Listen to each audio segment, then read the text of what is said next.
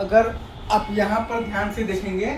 तो हम ये चीज़ जानते हैं कि इन्वर्टिंग ओप एम्प में अगर आप बात यहाँ पर करेंगे बेसिकली इनपुट अगर आपको निकालना है बेसिकली तो मतलब कि इनपुट अगर आपको निकालना है बेसिकली तो रेसिस्टेंस,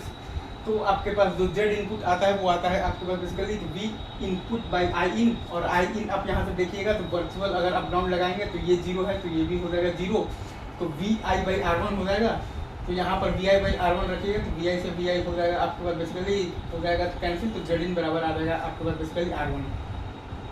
और वहीं अगर आप यहाँ पर देखिएगा नॉन इन्वर्टिंग ओप एम्प में अगर आप ध्यान देंगे तो जेड इन फिर से लिखने का तरीका तो वही होगा, वी इनपुट बाई अपन लिखेंगे तो जेड इनपुट राइट। तो वहाँ से अगर आप ध्यान देंगे तो आई इन बराबर हम जानते हैं कि हमारे पास बेसिकली आई पी भी जीरो आता है और आई इन भी जीरो आता है राइट,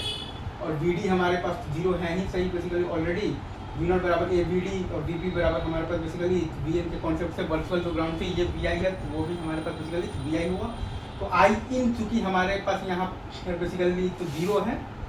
तो जेड इन हमारे पास आ जाएगा बेसिकली इन्फिनिटी। तो ये दो रिजल्ट हमें याद रखना है, पहला है कि इन्वर्टिंग ओप एम्प में हमारे पास जेड इन बराबर आता है बेसिकली आर वन, और नॉन इन्वर्टिंग ओप एम्प में हमारे पास बेसिकली जेड इन बराबर आता है बेसिकली इन्फिनिटी। ठीक है, सिंपल, आगे बढ़ते हैं।